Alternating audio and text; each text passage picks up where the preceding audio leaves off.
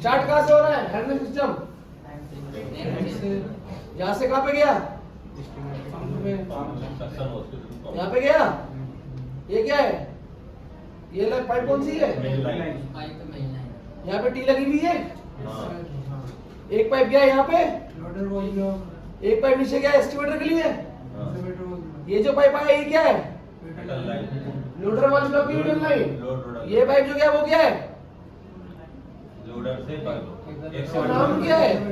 Supply. ये pink वाली pipe का नाम क्या है? वो तो अलग नीचे वाली के बोल रहा है। इसका नाम है HPCO। HPCO pipe, high pressure carry over. इसमें देखिएगा शायद दिख रहा है क्या?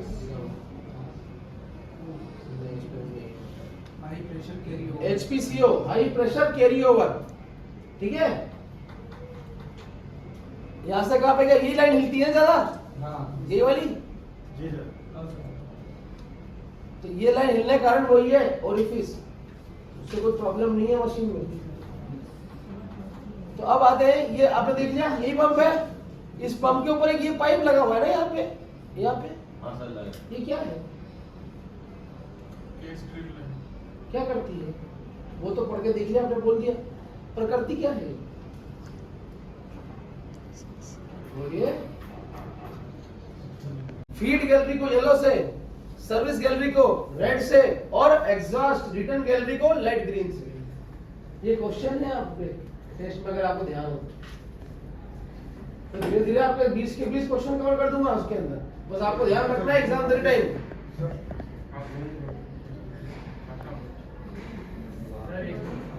ठीक है, ये सब आप लोगों को अगर पहले ट्रेनिंग लिए हो तो सब पता होना चाहिए, ये सब बताया है। गैलरीज बनी हुई है ना अंदर, ये वाला नहीं है, ये उसमें है, पर वो वीडियो नहीं चलता है। हाँ, वो थोड़ी दिखता है। वो ट्रांसफर जब दिया था ना अपन लोगों ने बता से, तो बहुत दिक्कत है। अब चलेगा। ऑथराइज बात नहीं है, वो उसमें जो कॉपी पेस्ट करता है उसमें दिक्कत है। तो दिखा ना आपको कैसे इंटरनल ऑयल और गैलरीज बनी हुई है। अब आपने चीज ये देखी होगी, ये वॉल ब्लॉक के इधर इधर इधर हर जगह बहुत सारे एंड प्लग। बताओ और कुछ बाकी है? तो देखो ना, और बताओ कुछ बाकी दिख रहा है आपको? कमी दिख रही है इस सर्किट में?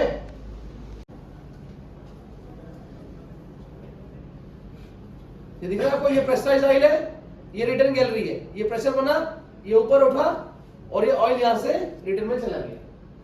ठीक, ये होता है डायरेक्ट ऑपरेटिंग।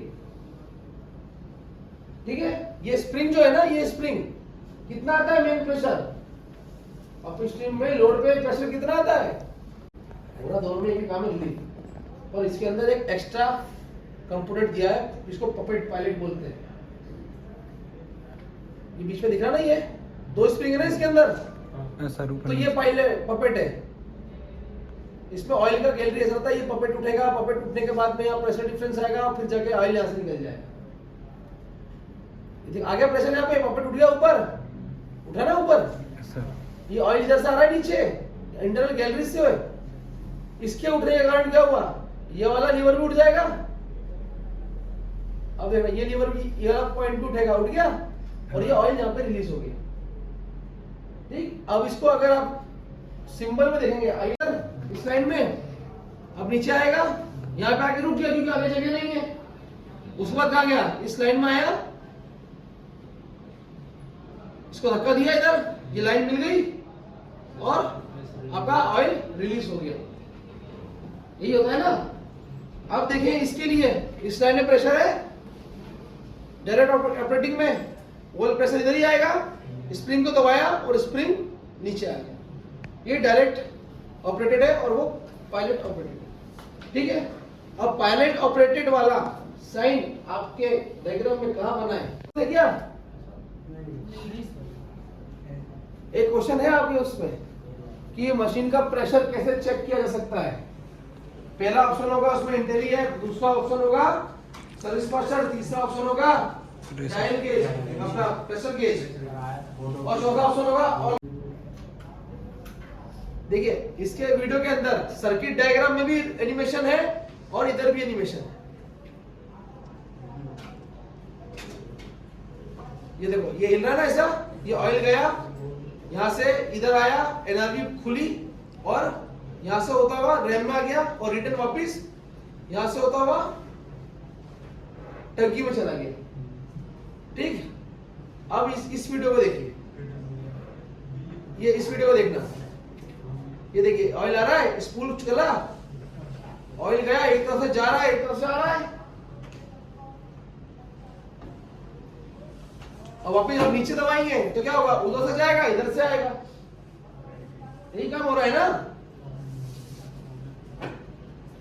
ऐसे ही काम होता है ना रैम के अंदर, एक तरफ से जाता है वायु तो दूसरी तरफ से वापस आता है। मिनट फ्लो भी दिया हुआ है 107 लीटर प्रति मिनट फ्लो आना चाहिए। ये ले सही ना। और 87 30 जो है वो इनपुट है, 87 जो है आउटपुट है। ठीक है, मान के चलिए मैंने हॉर्न दबाया तो हॉर्न रिले एक्टिव होती है, टिक टिक करती है, तो हॉर्न दबाने पर, हॉर्न का स्विच दबाने पर वो है लो एम्पीयर सर्किट। ठीक, क्या है लो एम्पीयर सर्किट, तो वो लो एम्पीयर सर्किट ये है, हॉर्न दबाने पर इस कॉइल में वोल्टेज आता है और ये कॉइल मैग्नेट बनाती है। ठीक, जब ये मैग्नेट बनाती है तो ये जो लीवर है वो नीचे खींचाता है, नीचे खींचाता है तो क्या होता है, ये इसके टच हो जाता है, तो आपका यहां से थ्रू वोल्टेज जाने के कारण हॉर्न चालू हो जाता है। तो क्या हुआ, लो एम्पीयर सर्किट से हाई एम्पीयर सर्किट को करा कंट्रोल। अब ऐसा क्यों करते हैं, क्या कारण है, नॉर्मल तो कागज दूसरी मशीन का लेके घूम रहे हो आप। ठीक है, तो ये भी मालूम रहना चाहिए किस मशीन का है। अब जो पहला पेज, इसमें क्या है, पेज वाइज आपका इंडेक्स दिया हुआ है, ये दिख रहा है आपको इंडेक्स। अब पहले पेज में क्या है, इंडेक्स है, दूसरे पेज में क्रैंकिंग सर्किट, तीसरे में इंजन इश्यू, चौथे में डिस्प्ले, फिफ्थ में हॉर्न रिवर्स फॉरवर्ड सर्किट है। ऐसा करते करते ये 14 पेज का पूरा सिस्टम दिया हुआ है। ठीक है, ये 11-12 नंबर पेज जो है ये है मशीन इश्यू EQ के, और जो 13 नंबर पेज है इसमें मशीन के सारे अर्थिंग पॉइंट दिए हुए। ठीक, कोई दिक्कत, ये इस पेज का इंडेक्स वाला पार्ट समझ गए आप लोग कि किस पेज में क्या दिया। चेसी बोलते बोलते चेचिस हो गया है, तो इसको बोलेंगे चेसी हार्नेस। जहां पे भी IP लिखा है उसका मतलब पैनल हार्नेस, जहां पे भी CR लिखा है उसका मतलब है केबिन रूफ की हार्नेस है वो, जहां पे भी TR लिखा है वो ट्रांसमिशन हार्नेस। ठीक है, ये हो गया दोनों पार्ट, हुआ कि नहीं, जवाब चाहिए आपकी तरफ से, हाँ नाम है। अब इधर तीसरे में आते हैं रिले यूज्ड। अब इस सर्किट में कौन कौन सी रिले यूज हुई है उन सबके नाम दिए हुए हैं। देखिए इसमें 29 रिले के नाम, जरूरी नहीं है कि अपनी मशीन में सब हो, क्योंकि बहुत सारी चीजें आपने देखा होगा हार्डवेयर में फ्यूचर कनेक्शन लिखा आता है ना हार्डवेयर में। तो जैसे अपना मान के चलिए कि कंप्रेसर रिले नहीं है बिना AC वाली मशीन में, जिसमें AC होगा उसमें होगी, है ना। तो ऐसा आपका 29 टाइप की रिले इस मशीन में यूज होती है, जैसे ignition 1, ignition 2, neutral, buzzer, forward, reverse, transmission dump, park, brake, horn, low beam, high beam, ये सब रिले ही है ना। तो ये पेज पहला कंप्लीट हो गया।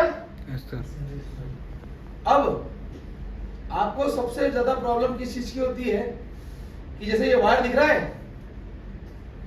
ये वायर यहां के बाद कहां गया, यही होती प्रॉब्लम। ये 3E4 क्या है, इसके आगे लिखा हुआ है हरे अक्षर, ये क्या है, अरे वो मत पढ़ो, ये पढ़ो 3E4 क्या है ये। इस पेज से आया है सर ये। आपको बस ये चीज समझना है, आप पूरा सर्किट डायग्राम पढ़ सकते हो, कहीं भी दिक्कत नहीं आएगी आपको, सिर्फ एक चीज समझ के। अब उसके लिए आप क्या करते हैं, पहले इसको जूम आउट करते हैं। ये जो सर्किट डायग्राम है पूरा, ये ग्रिड में बटा हुआ है, खांचों में। ठीक है, तो खांचे कैसे बटे हुए हैं, अगर इस तरफ से चलोगे आप तो ABCDEF है, और इधर से इधर चलोगे तो 1 2 3 4 5 6 है। कैसा, कहां लिखा हुआ ये चीज,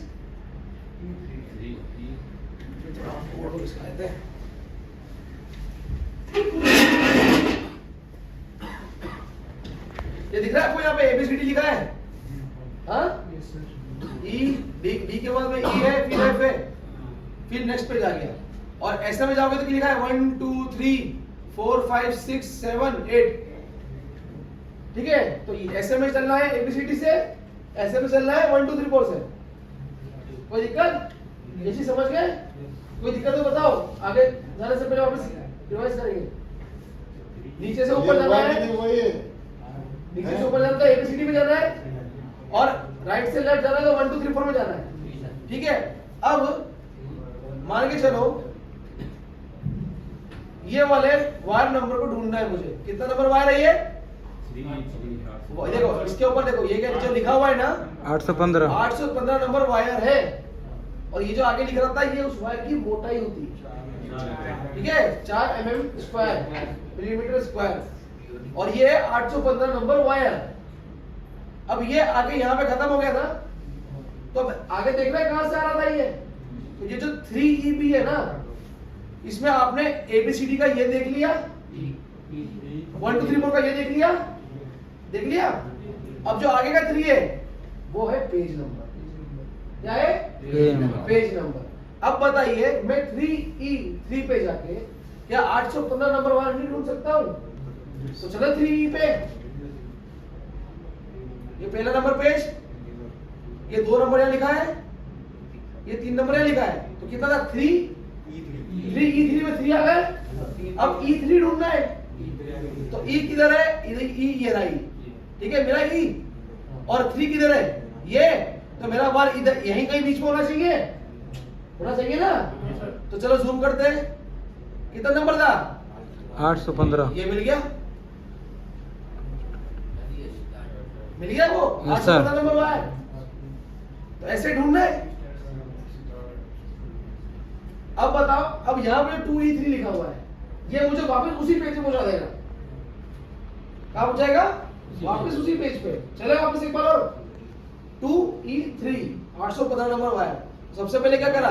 2E3 का 2 नंबर पेज पे गए, अब E ढूंढेंगे, इधर आएगा, ये E आ गया, 3 किधर है?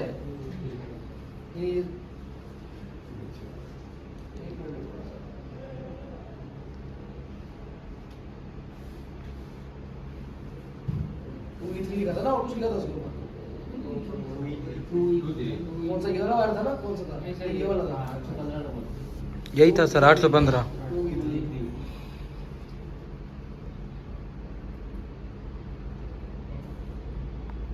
ये देखो, ये रहा E और ये रहा रहा 3, 2। ये रहा, ठीक है? वही मिल गया उसको, जिसमें आगे छोड़ दिया उसने मुझे। कोई दिक्कत है इसमें? दोनों तरफ का लोकेशन मिल गया आपको। अब तो आप वायर को देख सकते हो कि एक वायर है, क्योंकि देखो इतना बड़ा हार्नेस में एक पेज में बनाना पॉसिबल नहीं है, तो इसके लिए 17 पेज लिए गए। पर पेजों को छोड़ के थोड़ी चला सकते हैं कि इतना बड़ा आप शीट लेके घूम रहे हो, तो उसके लिए पेज बाय पेज बनाया गया है। तो चलो आप लोग ढूंढो, कौन सा वायर ढूंढोगे?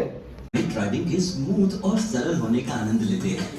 ड्राइविंग सरल है क्योंकि आपको गियर बदलने के बारे में चिंता करने की जरूरत नहीं है, और आपके पास ऑपरेट करने के लिए क्लच पैडल नहीं है।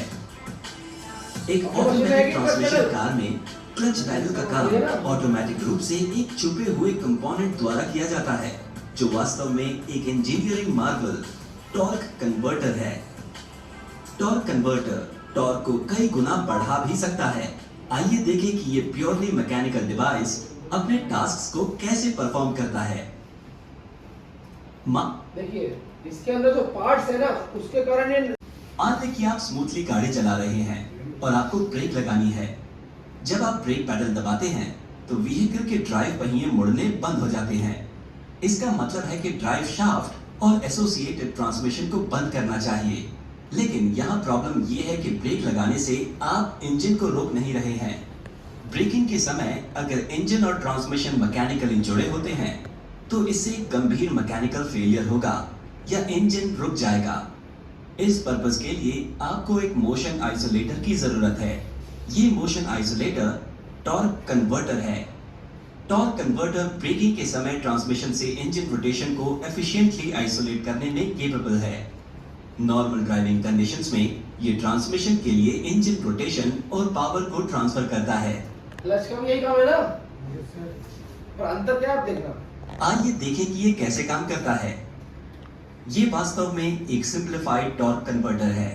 ये मूल रूप से एक पंप और एक टरबाइन है जो ट्रांसमिशन लिक्विड में इमर्स्ड है। पंप टरबाइन दो पार्ट हो गए। पंप सीधे इंजन से जुड़ा हुआ है, इसलिए ये हमेशा इंजन स्पीड पर टर्न होता है। पंप के आसपास के लिक्विड को सेंट्रीफ्यूगल फोर्स के कारण बाहर की ओर धकेल दिया जाता है और इसका प्रेशर बढ़ जाता है। पंप का रोटेशन पंप छोड़ने वाले लिक्विड में एक स्वर्ल जोड़ता है। टरबाइन पंप के पास होता है और पंप से निकलने वाली हाई एनर्जी फ्लूइड टरबाइन को टर्न करती है। टरबाइन ट्रांसमिशन से जुड़ा हुआ है। इस तरह इंजन पावर को ट्रांसमिशन फ्लूइड के माध्यम से ट्रांसमिशन में ट्रांसफर किया जाता है।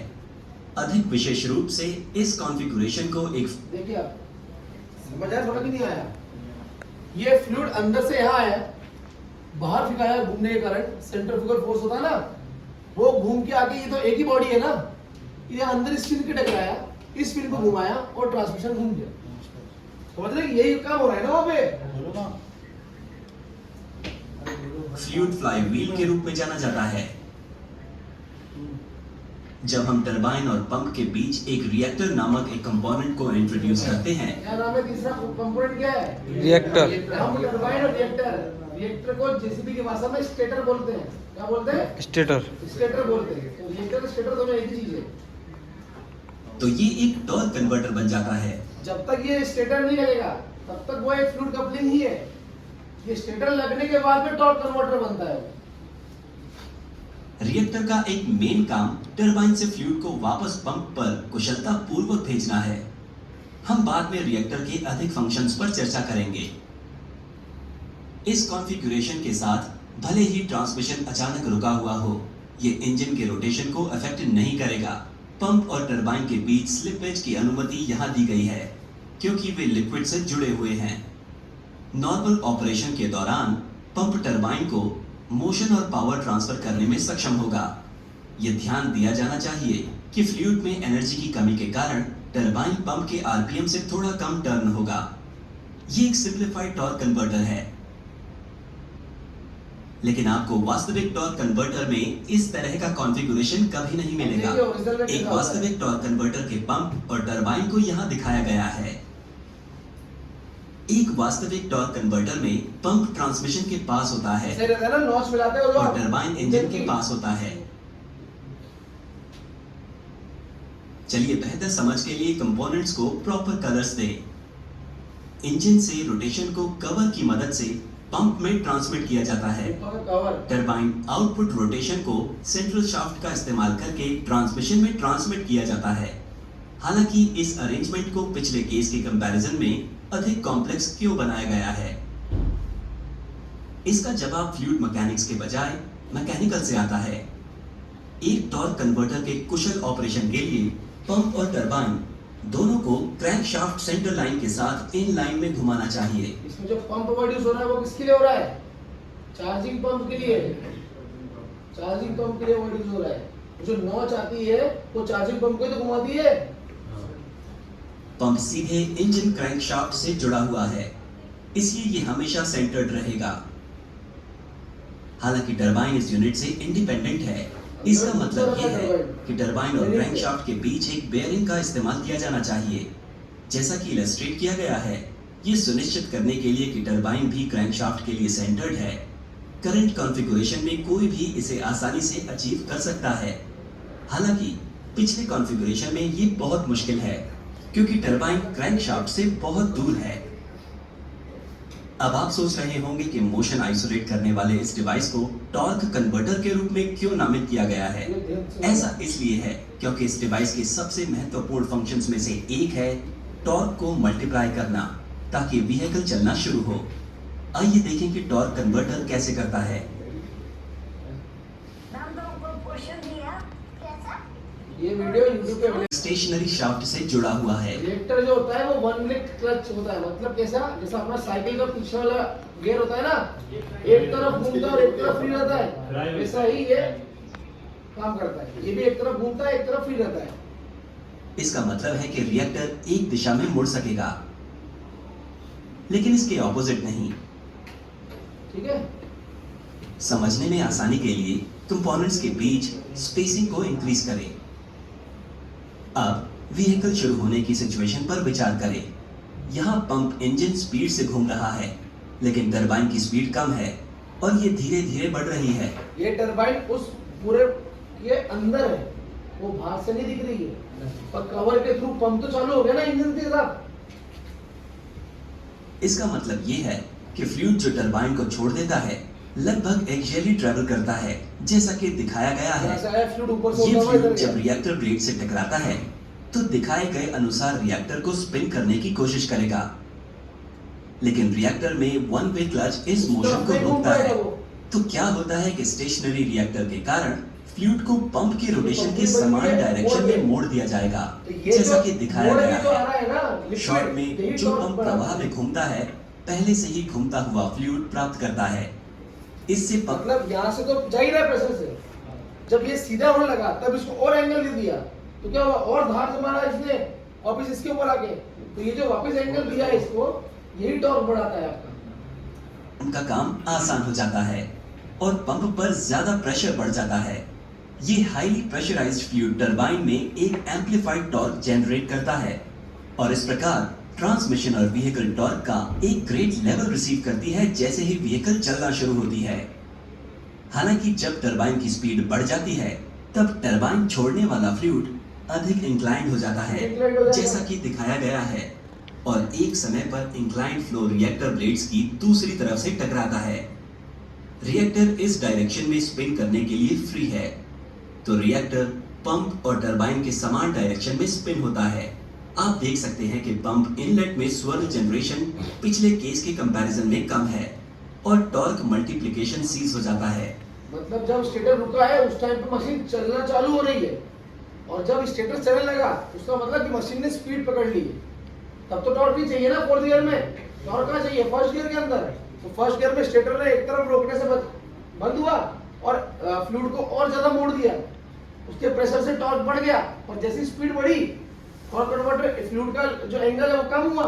स्पीड के लगभग 90% पर रोटेट हो रहा होगा। ये एक शानदार डिजाइन है। जैसे ही व्हीकल चलनी शुरू होती है, जब ड्राइव्स को मैक्सिमम टॉर्क की जरूरत होती है, टॉर्क कन्वर्टर टॉर्क को मल्टीप्लाई करता है।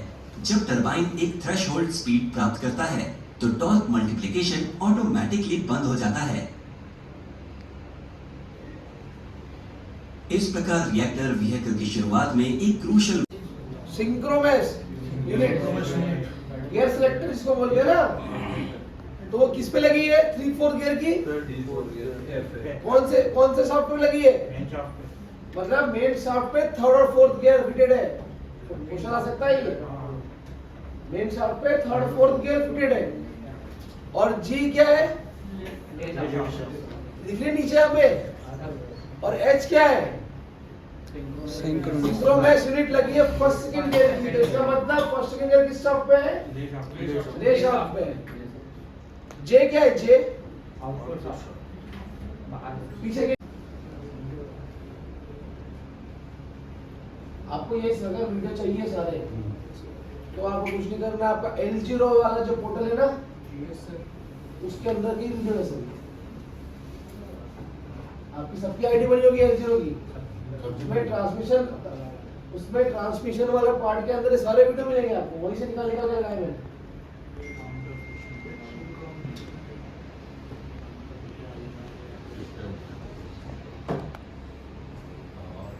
एक तरफ रिवर्स है, एक तरफ फॉरवर्ड है, ठीक।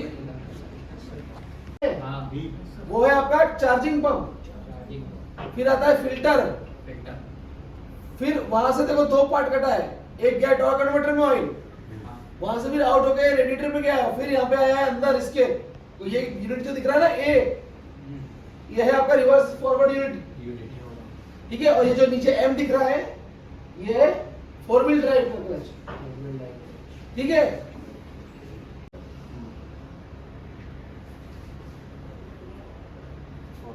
अब फॉरवर्ड में देखो ऑयल इस पार्ट में गया ना, पहले उस पार्ट में गया था, अब फॉरवर्ड में स्पार्क में गया तो ये क्लच हुआ तो वो फॉरवर्ड चलने लग गया। तो ये जब आप रिवर्स फॉरवर्ड ठंडा करते हो ना तो वहां कॉइल पे ये काम होता है और रिवर्स फॉरवर्ड में यूनिट में ये काम होता है। अब जो ब्लू वाला है ना पार्ट वहां से पावर ट्रांसमिट हो रही है, वहां से आई यहां से होते हुए आउटपुट में निकल गई, दिख रहा है? वो इनपुट है और ये पीछे आउटपुट है, उधर से नीचे यहां से फिर यहां से फिर उधर। देखो घूमेंगे सारे गियर पर पावर ट्रांसमिट सबसे नहीं होगा, समझ रहे हो चीज को? ये आपका है कौन सा गियर? फर्स्ट की बात हो रही है, सेकंड गियर, फर्स्ट गियर पहला तो लगाओ तब तो दूसरा लगेगा। आए सेकंड गियर पे, अब देखो सेकंड का लिखा होगा।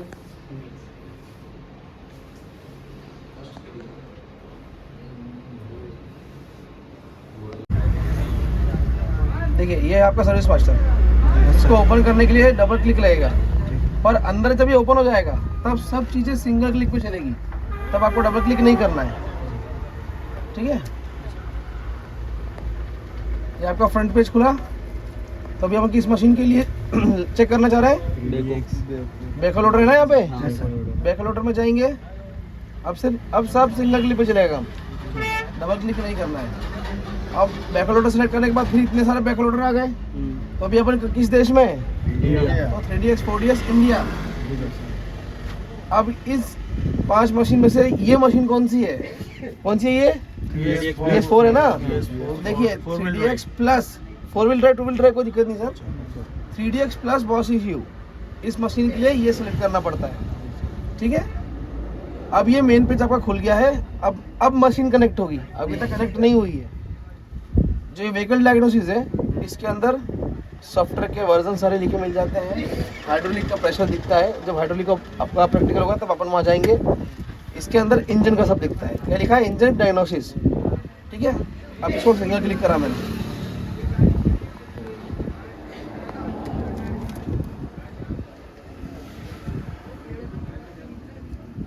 ये खुल गया, पेज आ गया। अब ये ग्रीन बटन को दबा के मैं कनेक्ट करूंगा मशीन को। ग्रीन बटन दबाया, एक्सेप्ट करा, अब जाके मशीन कनेक्ट होगी, पहले कनेक्ट नहीं थी, ठीक है? ये हो गया, क्या लिखा आया? PS4, ग्रीन बटन दबाया, एक्सेप्ट दबाया, कनेक्ट हो गई। यहाँ लिखा आ गया PS4 55 किलोवाट ECU डिटेक्टेड, ठीक है?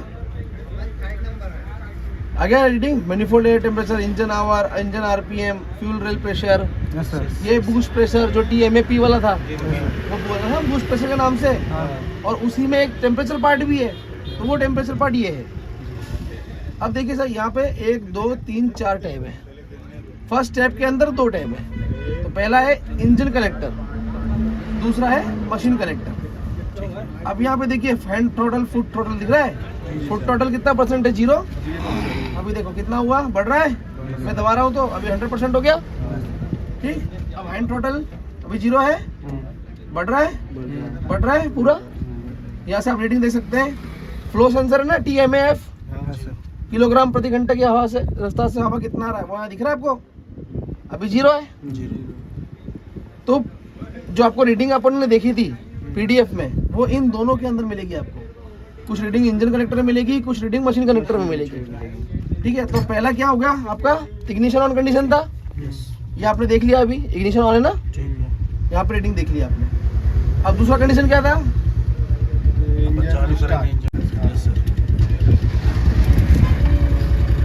आपका टेम्परेचर वाला कंडीशन फुलफिल हुआ अभी। अब इस कंडीशन में RPM कितना बोला था वो? 850 950 है उतना, ये भी वही बोला था। अब इस कंडीशन में आपने रीडिंग ले लिया, इस कुछ रीडिंग यहाँ से ले लिया। अभी इसमें EGR पोजीशन कितना है? 0% है ना, उसमें भी था, ये दिख रहा है 113-14 किलोग्राम पर आवर हवा आ रही है इंजन में, ठीक? यहाँ भी बैटरी वोल्टेज भी दिख रहा है आपको, 13 से 15 के बीच में था। अब ये हो गया सेकंड कंडीशन आपका। अब आएगा थर्ड कंडीशन में, क्या था? फुल थ्रोटल देने के बाद में 60 से 90 सेकंड तक आपको स्टेबलाइज करना है। अब मैं तो फुल थ्रोटल, थोड़ी देर वेट करना है, वेट करने के बाद फिर रीडिंग लेना है। अब देखिए यहाँ पे कितना हो गया 184, 187, 184, 187 जा रहा है। कम हो गया। टीचर एक्चुएटरी पोजीशन कहाँ तक जा रही है? 51, 50, 61, 59 जा रही है ना। Yes sir. ऐसे आपको रीडिंग लेना है। टोटल पोजीशन कितना दिखा रहा है? 100% दिखा रहा है। 100%।